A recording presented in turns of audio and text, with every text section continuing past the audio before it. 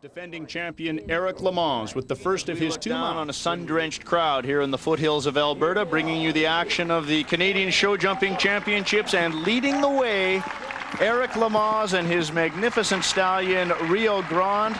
They have been very good this week. They're in first place coming into today. They have to lay their cards on the table and get the job done. Well, it looks like Rio Grande was giving Chuck Wilson, the president of Shell Canada, a salute of his own as he bucked his way into the international ring. This is a great jumping horse, Ian. He can jump anything you put in front of him. I believe he could jump a mountain. The question will be, can he jump 26 of these or 25 of these obstacles in a row?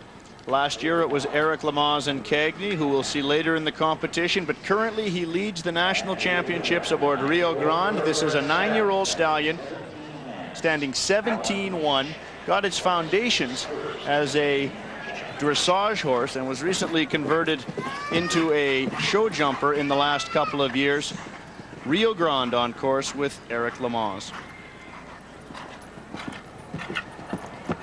Look at the technique and the way this horse powers over the jumps. He is a classical jumping horse. When we spoke with Eric a week prior to the tournament, he was focused on success at Spruce Meadows. We'll see if that indeed comes to be true in today's Shell Cup. This is Rio Grande's first time in a Derby. The Shell Cup, his debut.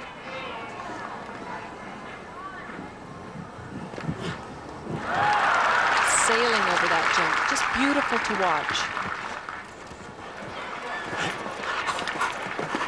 He's clear so far. He doesn't have a fence down. The only person that's gotten this far clear was Ian Tops. Great shot of Rio Grande as he goes over the big vertical at the base of the bank before heading up the bank and lowers his first obstacle for 4 jumping faults. Eric now moving the horse forward to the top of the international ring. Oh, and a little slip around the turn at the top of the bank there. Oh, he's got to get some momentum. Oh, look at that stallion leap. Now let's watch how Eric approaches this Devil's Dyke. Hesitantly. You know, I really believe you have to take Ian Miller's approach. You swing out at the bottom of the bank, you come across the angle, and then you have a much more direct approach to the Devil's Dyke. Look at this horse try. Beautiful.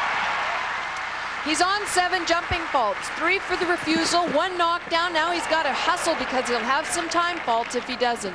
143, the number of seconds allowed to complete this track as Eric Lamaze moves towards the latter stages aboard his magnificent stallion, Rio Grande.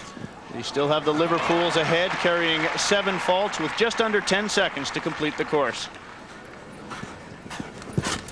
And he's not going to get the time, I don't think. Oh, and he has a fence down at the end, plus a 1/4 of a time fault for going over the time allowed of 143 seconds. So 11 1/4 faults puts him into 2nd place right now.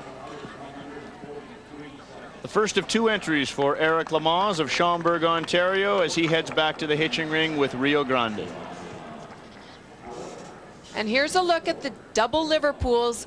Unfortunately, just a little bit of lag time with his hind end catching 7B. And here's a look at the refusal at the Devil's Dyke. Really not an offensive or mean refusal, just holy cow, Eric, where are you taking me?